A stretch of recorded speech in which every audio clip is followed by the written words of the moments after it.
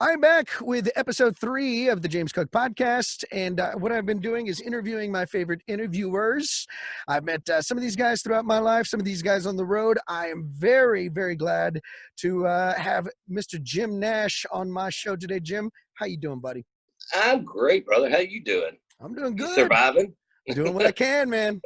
Hey, aren't we all? Trying to give my wife the space she needs right now. Yeah. Cooped up in a house. Mine won't hardly let me out of her side. My fiance, we got engaged several months ago, and we made it through this pandemic and being locked down and quarantined and all that stuff for 2 solid months. Yeah. And I was like, well, I told my boss, I was like, man, I think this one's gonna stick. He goes, how's that? And I go, well, we're cooped up for 2 months and I didn't kill her and I didn't take the ring back. So we're good to go, I think. That's how you know. I mean, usually I say, if you really want to know if it works, go on a trip together. Yeah, because you're stuck in a foreign town. You got to kind of think, together. You got to work together. This will also work. I don't recommend this, but this will also work. Well, congratulations, man. Thanks, brother. On being engaged. Yeah. I am excited to dig in to your life. I know it. I feel very connected with you all the time because the station that I worked for was basically started because of you. There is no ifs, ands, or buts about it. For a man to start a station and never work that station, that's quite an accomplishment. Yeah, that's me. That's my life. And I've never wanted to leave anything unfinished. Yeah. Well, except that one time. Perfect. I did want to start off with some origins. Where'd you grow up? Originally, I grew up in Lexington, Oklahoma, which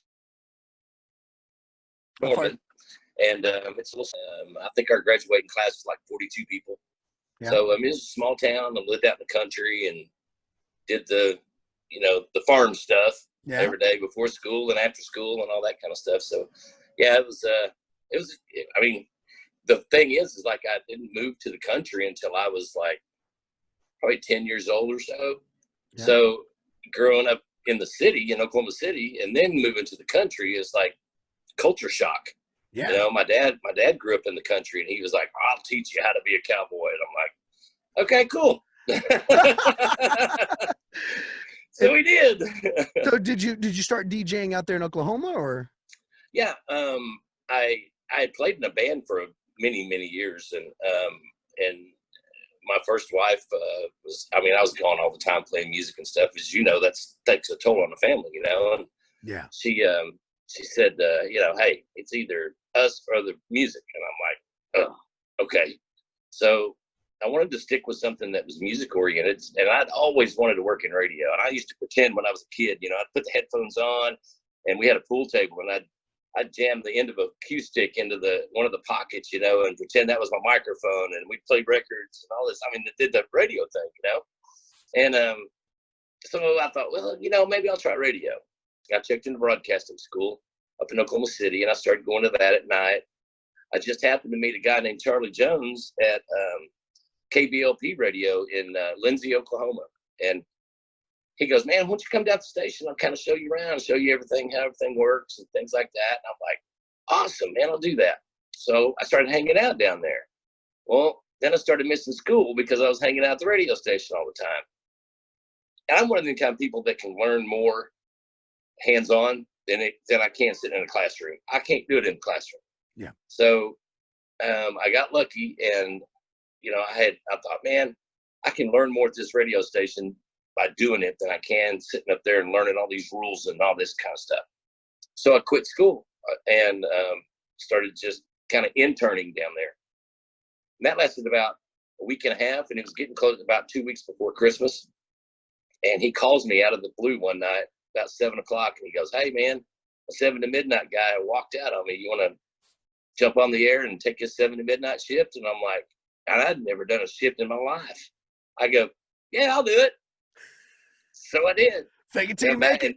Yeah, absolutely, man. That's exactly what we did too. We played records and CDs and what's called carts, which are like, they look like 8 tracks. In case people out there don't know what they look like an 8-track tape. They have songs on them or commercials and things like that. So we were combining all of that stuff together to make a radio show.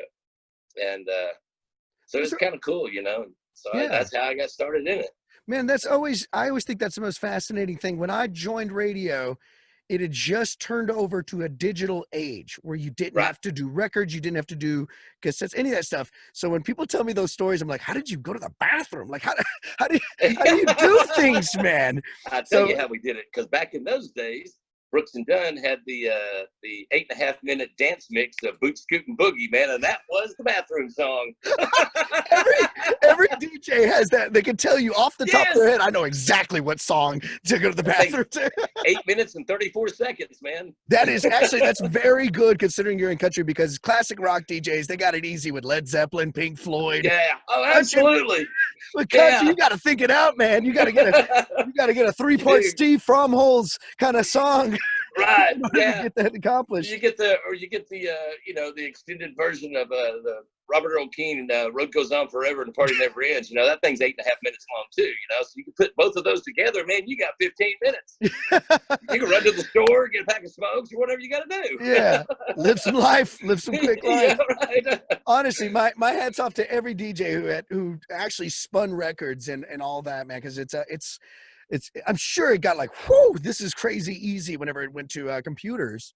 Oh yeah. Yeah. A lot of people that, you know, that got started in radio or in records with just records back in those days, and reel to reel with the commercials and stuff, you know. I mean, that was, you didn't leave that room, you know. You did not leave that room for 4 or 5 hours, and that's because if the record sticks or the record skips or something like that, you got dead air, man. Yeah, that's got to burn also. Yeah. So you said you started, did you start in Oklahoma City, or what town was that in? Well, I in Lindsay, Oklahoma is where that was at. And that was that's kind of southwest of the Lexington Purcell area where I was kind of based out of. And one night Charlie Jones sent me over to a place called the Silver Spur over in Marlow, Oklahoma, and he goes, "Hey, I want you to go here. I want you to intro Aaron Watson or Aaron Tippin on stage." Oh, cool. And record about a 20-minute interview with him on this tape recorder, bring it back, and we'll play it on our Monday morning public affairs show. And I'm like, okay, cool. I'm like, what kind of questions do I ask? He was like, I don't know. He goes, just kind of try to find out a little bit about his life and things like that. I'm like, okay, I can do that. So here I go, man. Saturday night, I head off over to Marlow, Oklahoma, man. And it was so crazy because I had never met, I mean, I'd met a few stars before, but not like that, not in that setting, you know. It was a different kind of thing, you know. And so we go up under his tour bus, and he was so gracious, such a nice guy. I told him what we're going to do, and I just hit play or record on the little recorder, and we just sit there and recorded and talked about his songs and you know, and him being from South Carolina.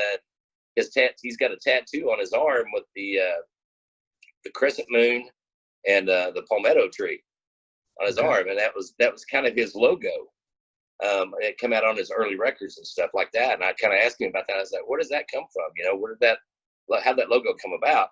And he pulled up the sleeve and showed me his arm, and he goes, I'm from South Carolina. He goes, this is our state seal. I'll go, I never knew that.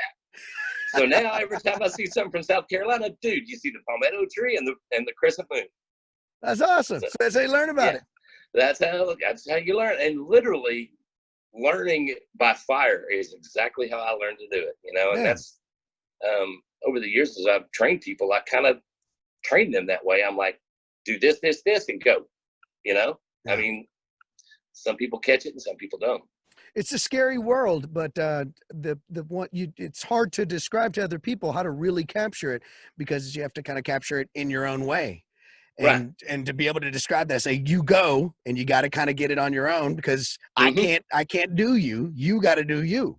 Yeah. And in the media, you know, I mean, everybody that interviews people, everybody's got a different interviewing style, you know, and that's kind of new people that are getting into the media, radio or TV, even for that matter, you know, they're kind of taught that you have to learn your own style of how you interview people. My style is hey, I'm going to go over here and sit down and have a cold beer with you, and let's just shoot the breeze for a little while. I do want to say how, I don't remember how we met, but I think this is how we met. We'd heard of each other, but I was walking around early morning at Larry Joe Taylor, and you were doing your morning show. You were doing it live from Larry Joe Taylor Festival. Yeah. And I said, I like waved at you or something like that because I knew who you were. And you were like, hey, and I don't even think we really knew each other, but we kind of. No, I think like, that's the first time we met. Yeah, we were like, well, we're both DJs and we're both Right. up for some reason this early in the morning. So let's hang. And right when I got next to you and sat down, a bird crapped on your computer. I do remember that. It was so funny because you were talking to somebody at the booth, like back at home, and you were like, yeah, oh, you're never going to believe this, but a bird just crapped all over my computer. I think later on, you're just like, man, here I am sitting here with a hangover. I got about 3 hours of sleep and a bird craps on my computer, man. It's like, well, the world can go nowhere but up from here. Yeah. The day just started. Yeah. Let's go back a little bit more. What brought you to Wichita Falls? Well, I worked for, I got moved to Oklahoma City. At the Aaron Tippin show that night, I met a guy named Bill Reed that used to work at KSCS. And he was moving to Oklahoma City to be the program director up there. And I ran into him that night. He and I got to chit-chatting and talking and stuff. He was like, hey, man, he goes, here's my info, man. If you ever want a overnight gig or something like that in Oklahoma City, man, give me a holler. And I'm like, cool, I will. So about 6 months later, I called him up. I'm like, hey, man, you got any weekend stuff or anything like that? And he goes, absolutely, I do. So I started overnights in Oklahoma City. Wow. And I worked my way up literally from overnights to a midday slot to becoming music director, getting on afternoon drive, doing mornings, still music director through all of this. And then Clear Channel, or we call them Cheap Channel then, Cheap Channel Communications come in and bought us out. And so I got fired one by one. I lasted with them for 13 months, man. And they finally walked in one day, and I'd taken all my stuff off the walls and everything, and I was working out of a cardboard paper box.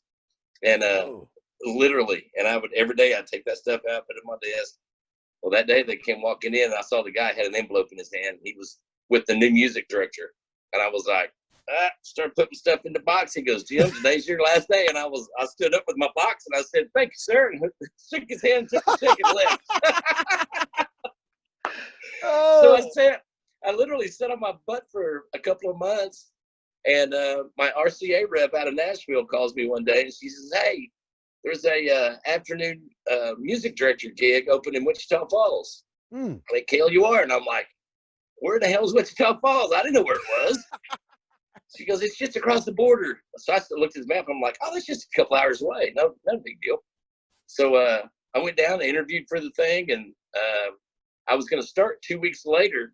But in the meantime of me interviewing with Big Jim and everybody at that place, or at that time, Sam Beard, they hired another guy out of Lawton, Frank Series. They hired him down from K-Law to do afternoons and be music director, because that's what he did in Lawton. Okay. So I was like, okay, well, what am I going to do? And they go, well, how about 7 to midnight? I go, 7 to midnight it is. And then Frank left. And then they moved me into the afternoons there on KLUR, and it kind of started from there.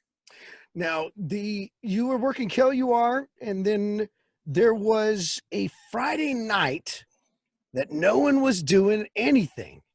You decided, let's do something. Now, I want to back it up just a little bit before we go into that Honky Tonk Friday Nights, right. Because that was the origins of the station I work for now, 94.9 The Outlaw.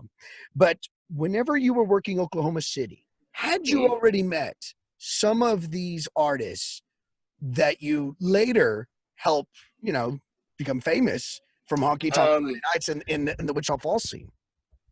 Not really. I mean, I was kind of familiar with the whole Stillwater music scene and the stuff that was going on up there, and I was pretty good friends with Garth Brooks and his mom whenever she was alive, Colleen. And he was, he went to school in Stillwater, so he kind of helped me get familiar with a lot of things that were going on there. But I'd become friends with the guys in the Great Divide when I was in Oklahoma City, and they were just basically starting out. And we used to go see them play all the time. And me and my family just became real good friends with them. And so I told them, I was like, hey, I'm going to Wichita Falls, Texas, man. I'm taking you guys to Texas with me. They were like, oh, cool. They didn't think, you can talk to those guys. None of them ever think that I was going, actually. So I did. I started, and I got in so much trouble, man. When I was doing 7 to Midnight, I would play Pour Me a Vacation. Oh, yeah. Oh, man. Big Jim would get me on the phone. He was like, "You can't be playing that. What are you playing?" It's like one of Jim's favorite songs now. Yeah, I know, right? But I kept on it and kept on. I kept doing it anyway, you know. And they were like, "This guy's a rebel, man. I don't know what we're gonna do with him." But I kept playing it, and then finally, the Dallas Cowboys training camp was coming to town. You know, they wanted to do a big concert. I'm like, I got the perfect band, man. Bring in the Great Divide to do it. And they were like, "Who's the Great Divide?" And I'm like, "Listen to these guys." So we listened to them, and then boom, got them going. That's awesome. So, and it was an explosion around that time too. So that was that late 90s or is that early 2000s? That was late 90s. Yeah, so that was late 90s had the explosion of Great Divide. Guys like Jason Boland, Stoney LaRue started making his way around the Wichita Falls area, across Canadian Ragweed. All those guys were coming in. And what I remember the most, because that scene was happening around the late 90s, early 2000s, really exploding. Yeah. And you were there, but it was the Graham Central Station vibe that really pushed that whole thing. It was a club where every walk of life in Wichita Falls could come to. There was like, because they had 5 different clubs, 5 clubs, all walks of life. I remember seeing people together that I never thought I would see together. Exactly. Okay? And they were all together hanging out, having a great time. And I remember I used to go to rock concerts, but not at Graham's. I mean, the Bowling for Soup was becoming famous around the late 90s as well. So they were out there as well. But then I would go, and then on some nights I'd see, Cross Canadian Ragweed play at Graham's. So like all these bands. And I remember going like, dude, this stuff is awesome. Like this, to me, it was rock and roll. Like to me, they're a rock band, man. That was a rock band to me. I always thought of them as just like, and it would be funny because like I would see my rockers and my country dudes. Yeah, they're both at the same bar, And I think I was just getting into bars around then. And it was funny when those guys really, because the Great Divider was really the first Okie band that we dealt with and played down here in Texas. And then, like you said, all of those guys started kind of making some noise, and I was like, well, I'm going to book these guys down here. So I just started bringing all my Okie buddies down here and having them play in Wichita Falls. That was like their first stop ever in Texas. Stoney, Brandon Jenkins, Boland, all those cats. Wichita Falls was their first Texas gig, and yeah, I think that's one thing that Wichita Falls has that you really utilized, and I found myself utilizing it, and it was having talks with you, realizing your strength was in, hey, man, y'all want to come to Texas? And they would come to Wichita Falls because it's a hop step away. It's right there. So when you're in Wichita, you really get a firsthand look on all that scene. So. Yeah, and the cool thing about it is like it's literally right across the border from Oklahoma. So we're like, think we can be their first stop right there in Wichita Falls. And that's kind of what I banked on when we started booking them, and we started booking them at Outskirts and we started booking them at Graham's and those guys were all just, I mean, gosh, we'd bring those cats in, man, for $300 for a full band gig. That's nuts. On a Friday or Saturday night, man. $300 for Boland to play. Now it's like you can't touch that. Can't get them on the phone for $300. Exactly. One of the things I notice about you is that you have met some pretty famous people. I mean, just now, in a casual way, you just threw in, I know Garth Brooks and his mom. Yeah. And then you moved on as if you didn't say, I knew like the biggest country star of the 90s. Right. Okay. Hear that train coming. Just pause. This sucker's loud. I live on the tracks. Literally. Nice. Hobo Jim. Yeah, right? Exactly. Just threw in Garth Brooks like it wasn't nothing. You love supporting some of those guys, but you actually know them. The Bellamy Brothers, Garth Brooks, Aaron Tippin was your first interview, man. I mean, that's pretty incredible. So who's some of the more famous people that you were so excited about meeting when you finally got to talk with them, hang out with them? It was over the years, it was really cool, because Blake Shelton, when he was very first starting out, he came and played in Wichita Falls several times and got to interview him. And oh he had it going on, man. I had it going on until last week too. But guys like Toby Keith. I mean, Toby Keith was in his Easy Money band were playing in Oklahoma City when I was, before he ever signed a record deals. In fact, his his bass player, Chuck Goff, that passed away a few years ago, Okay. he actually stole Chuck Goff from our band. Oh, wow. So, yeah, we'd go So over you and knew see, that guy. yeah, we'd go over and see Toby Keith and his band play on Monday nights over at Chastain's because we weren't playing. And then, on like one of their nights off on Sunday night or something like that, they'd come over and see us play and hang out, So it's weird just being in the radio business, man. It just, I've only had like two people ever try to big boy me, or something like that, Never. I mean, they don't, because they appreciate people in radio. So to me, it just makes it so much easier to become friends with these guys and talk to them on a personal level and get to know about them, because, I mean, I was like, okay, well, tell me about your new single. People don't want to hear about that. They want to know the person, and that makes, to me, that's what I enjoy, is bringing that personal touch to the listeners, Reba, gosh, I knew Reba for years and years and years. I knew her brother, Pate McIntyre, real well. Wow. Of course, she lived over in Stringtown, Oklahoma, which wasn't very far from where I lived. So there was literally a span there of about 5 or 6 years. I could not tell you what was on the Nashville country music chart. Didn't recognize, knew none of the names, nothing. Yeah. Didn't, because I was so into the Texas Red Dirt thing, and back, that was about that time was when the Tracy Lawrences and the Joe Diffies and that whole 90s thing kind of started winding down for them. And but now, man, I'm so glad to see those guys putting cool music out again, man. Yeah. Maybe country left us a little bit where we saw a little bit more songwriting, a little bit more natural feel in the Texas Red Dirt scene. I know that's what attracted me. I'll tell you what it was that just laid it out right first thing, because I joined in 2010. That's when I joined the Outlaw. And the first, by coincidence, by luck, the first song I remember going, dude, what is this? Was Every Girl by Turnpike Troubadours.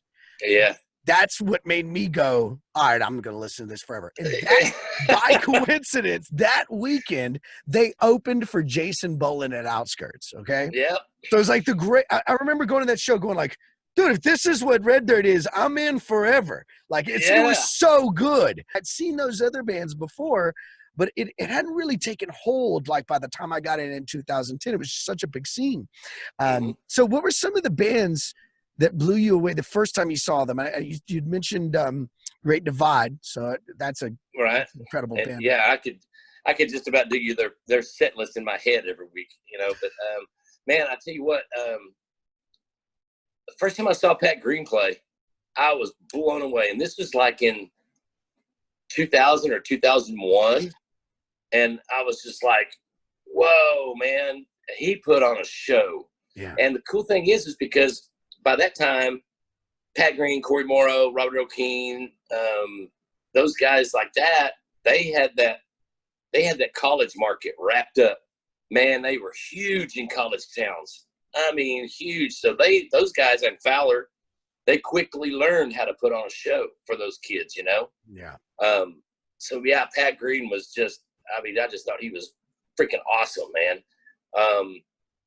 And Charlie Robinson was another one that I just was really, really into his music, into his songs. And I loved him so much because he just played so nonchalantly. He just played it so nonchalant, like it was just no effort in the world to do what he was doing and just mesmerizing a crowd, And he always has a beach vibe for some reason to me. He always has like, he kind of looks like he's at a beach. I know. He'll wear those baggy pants and those slip-on shoes or flip-flops or something at the show, man, and a real loose white button-up shirt, And looks like he should be sailing. Yes, exactly. Exactly. I love his vibe. I think that's why I like him the most, is because he's you either like me or you don't. Yeah. And it's about that time, that I really started getting into him. And I think really when I left Wichita Falls was when I really started getting into more of the songwriter guys, more than, show guys. Yeah. And I still loved my guys, but man, I was just getting into the Bruce Robinson and those guys like that, and Stephen Fromholtz and all those cats, the older guys, and Rusty Weir and Gary P. Nunn, and I just loved listening to the songwriters and listening to the stories behind the songs and listening to the song themselves, because they tell a story too, you know. So those guys like that were just legends to me that I grew up listening to. That's, yeah, when the first time I saw Gary P. Nunn in concert, or I saw Jerry Jeff Walker, and I grew up listening to Jerry Jeff Walker and Rusty Weir, you know, and when I finally got to meet those guys and see them play, I was just like, man, my dad would love this. That's what I always thought, man. I always thought, man, my dad would eat this up. First ones to come to your mind? Favorite venue to watch a band? It's got to be in Fort Worth, Texas, just in the stockyards in general. Any of the venues in the stockyards, I'm in. Favorite festival that you just love going to? It's not around anymore. Tommy Alverson's Family Gathering was my ideal. I loved it. Yeah, it was. I started going years ago when it was in Glen Rose, and man, I loved it. The first time I went, it was like everybody just welcomed me with open arms, you know, and that whole, everybody here's a family. If you need anything, you just find somebody and they'll get it for you. Cool. And I just love that atmosphere, especially when it was at Tres Rios there in Glen Rose, man, because it was basically a trailer park for an RV park, and everything was right there, you know. And then they moved it out to Joe Pool Lake, and that was really, really a lot of fun out at Joe Pool Lake. But that was, and I always just wish they did it still, you know. But they started doing last year. They started doing the Texas Music Reunion, which is basically, it's the same lineup that Tommy Alverson's Family Gathering always had, just a different name on it. Tommy just didn't want to do the gathering no more, so he's like, well, we'll just change the name and we'll move along. So right now you're in West Texas and you're doing radio out there. What are you doing right now? I'm doing the Real Texas Morning Show with Crowman and Nash on 92.9 Shooter FM. First off, that name is really, there it is. That name is killer. Crowman and Nash. Yeah. See, again, it's cool because Mike Crow and I have worked together. Like, this is our fourth time we've worked together. Oh, wow. He actually was, he worked at the station in Cleburne at KTFW that hired me from Wichita Falls. And so I worked with him for a little while, and then LKCM bought that station. So then they transferred me. They cornered me up one night. They were like, hey, man, we want you to go to Corsicana, Texas, and do what you did in Wichita Falls. And I'm like, Corsicana in my mind, and I'm thinking, oh, that sounds like a beach town, you know? Corsicana, Tropicana, yeah, I got it. Exactly. So I'm thinking, coconut drinks, baby. Yeah. I'm thinking that same thing. I go, well, I don't know if I could do that or not. And they were like, well, would you at least go look at the station? I go, how far is it away from here? Is it a long ways away? And they were like, oh, no, it's only about 40 minutes south of Dallas. And I go, crap, that ain't a beach. There are no beaches around Dallas, man. Yeah, it was funny because I went to Corsicana and I was there for a little while, and then Mike Crow came down there and was our station manager, and then he left again, and then once he went back up to Fort Worth later on, and then once he moved down here to West, he's been after me for months to come down here and work, and I was just like, you know, I'm kind of doing my promotion thing, I'm good to go. And then finally he and I started having some serious talks, and he was like, look, come to the morning show down here. And I'm like, by myself? And he goes, yeah, by yourself. And I'm like, I don't want to do that. Morning radio by yourself is just not fun for me, man. Boring. You got to chat. So you got to talk back and forth, man. You got to have that back and forth banter. Yeah, exactly. So he called me back a couple of days later, and he goes, all right, me and you going to do the morning show. And I was like, I'm in, man. I'm in. Give me 2 weeks and I'm there. Well, that's great, man. So now you're doing it out in is it in Waco? You live it's in Waco, and we live in West, which is it's about a 20-minute drive from my house to the station, so it's not bad. You know? The way you sit down and talk to musicians has never been an interrogation. It's always been a conversation. And I think that's the difference between you and a lot of interviews that I do. And I love your style. I love that you have managed to, you give chances to people. You're so supportive. I remember going to a show with Luke Robinson and seeing you there, and you were being very supportive. And I've seen you at a few other shows. You make your way to the scene, and it's just a part of your life. And I had to sit down and chat with you about your life, man, because you are a big You were there. You were there in the beginnings of what we now call the Outlaw, because if it wasn't for Honky Tonk Friday Nights, there would have been no interest in continuing with that sound in Wichita Falls. There's hardly an interest with the dudes up top now. So, Well, I'm gonna tell you something, man. yeah. To get that Texas Red Dirt music, I cannot tell you how many times I banged my head on the wall just to get those guys to let me try Honky Tonk Friday Night. Let me try to introduce this. You know what they did? They go, okay, you can have 3 hours. You can do 7 to 11. I'm like, or no, 7 to 10. I go, okay, I'll take it. And they said, okay, your first time on doing that show is going to be on this Friday night. You know what it was? It was the start of high school football in Wichita Falls. Oh, yeah. That's insane. Every radio station in town except for KLUR played high school football. So you were the only station playing music. Yes, and it scared me to death, because you know what? How football is king in Wichita Falls, man. You can't find many people that aren't into high school football. So it scared me, and I'm like, all right, I'm up for the challenge. We'll do this. First book right out of the chute, man. During Friday Night Football, I had a 25 share. Nice. On that 3 hours swap, and I'm like, dude, this is awesome. So they saw that. Yeah, I got it, man. So they saw that, and they were like, you know what? Why don't you go ahead and take just 7 to midnight on Friday nights now? I go, all right, I'll do that. So that's awesome. How we started getting the artists to stop by on Friday nights, with there were the Cooter Graws. That's another band that just highly impressed me, man. Yeah. They played. I love those guys. But all those bands that were coming down from Oklahoma and from Amarillo and stuff, we'd always get them to stop on Friday nights and hang out with us. And, dude, Honky Tonk Friday Night got so big that people would start showing up in the back parking lot with their cookers and their coolers. And, dude, they're literally smoking meat and stuff in the back parking lot just to listen to the show on their radio.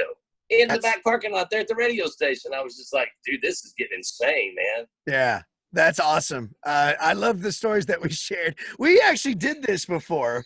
Yeah. You came into town to promote a show, and they were like, hey, want Jim to be on the radio? I was like, yes, let's get him on the radio and chat. We did it a couple of times, because we did the Honky Tonk Friday Night reunion show. Oh, yeah. When we had Casey Pilgrim and all those guys come in the studio with us, and then a couple of artists that I was working with, I brought them through town too, But yeah, dude, some of the stories from Honky Tonk Friday Night are legendary, man. I got to tell you this one though. This is great. Talk to me. Over the years, Woody Hayes, he was a guy that worked at KLUR. He passed away a couple of years ago now. God rest his soul. I love that guy to death, man. When he did midnight to 6, I was doing 7 to midnight, so he was relieving me. Well, by the time I got off, man, I was ready to drink a few cold beers, so I'd go get some cold beers, and he and I would sit out behind the station there while he's doing his show, and he'd run back and forth. We'd drink cold beers. Well, the first night we were doing it, we had bottles. And Woody just kind of threw the bottle up on top of the building. And I was like, dude, we're going to get in trouble doing that. He goes, hell, there's a bunch of them up there. I go, really? He said, yeah. So over the years, man, we were tossing bottles and cans up on top of the roof. Oh, dude. Jim Marks, one time, he's up there working on the air conditioner or something. It was right before I left Wichita Falls. He was up there on the roof, and he was like, he started throwing beer bottles and beer cans off the top of the building onto the grass down there. And he goes, hey, Jim. I was standing down there smoking. I looked up, and he goes, you know anything about these? I go, not a thing, sir. I said, Woody Hayes did all that. But Jim would look at me. He always wears glasses, and he'd have those glasses up, and then he'd always put them right down at the tip of his nose, and he'd look over his eyes and he'd go, Jim, really? Jim Marks? Yes. I know that look, man. I know that look. I know that look. You've got it in time too. I've gotten in trouble. As a matter of fact, when you came back for the Honky Tonk reunion, yeah, I want to say this is right, but I believe there was a picture taken of the back of the station, and it had just beer cans back there the night you showed. Oh, yeah. It said, I think it was Keith Vaughn who saw it, and he said, Honky Tonk Friday Nights? And question mark. Oh, Keith come up and drank beer with us a few times too, man. Oh, that's awesome. Yeah. It was such a good vibe. People, whenever people bring it up, it's always a big smile on people's faces. When I started with the station, they would let me know about this roots, and what they wanted me to know was how it was rooted and what the origins of what that station meant to them. And it was a great lesson. It was a great lesson to learn constantly from people that would talk about it, and then to sit down and talk to you about it made it even better because it let me know what the scene had been through, or at least as good as I could possibly find out about it. Right. And let me know. And the thing is like it's good that people know. Most and 99% of people, when you talk to them, they're interested in where that song came from, where it come from. And that's why we would, during that show and stuff, we'd have those artists in, and they would talk to us about the songs, about their music, and introduce us to them. And a lot of the fans around that area, they all became friends. Brandon Jenkins, I mean, his wife to be lived in Iowa Park, and Kim was just an awesome person. And, that's kind of how they met, by Brandon Jenkins being in town and hanging out with us, and so there's a lot of really, really cool, heartwarming stories that came out of that. And a lot of the people are still fans today. And I still get people from Wichita Falls message me or something every now and then. They're like, "Hey man, remember this one time?" I'm like, "Yeah, I remember that." Some of them are like, "No, you have to ring my bell. I don't remember that." Well, that's the worst. Sounds like me, but I can't remember that at all. I've said that a couple times. Yeah, I'm sure it happened, but I just don't remember the details. That's how you know it's good times. That's how you know it's good times. Yeah, absolutely. Well, man, thank you for sitting down and chatting with me about your career, your efforts in Wichita Falls, everything that you're up to now, everything that you've been up to, man. I know you're one of the greats that I look up to. It's been an honor sitting down talking with you, and thank you so much for joining us, man. I appreciate it. Absolutely, man. I look forward to seeing you play some more tunes here pretty soon. Yeah, let's get back to rocking and rolling. I'm ready for that. No doubt, man. You take care, brother. Thank you so much. Thank you, brother. Appreciate it.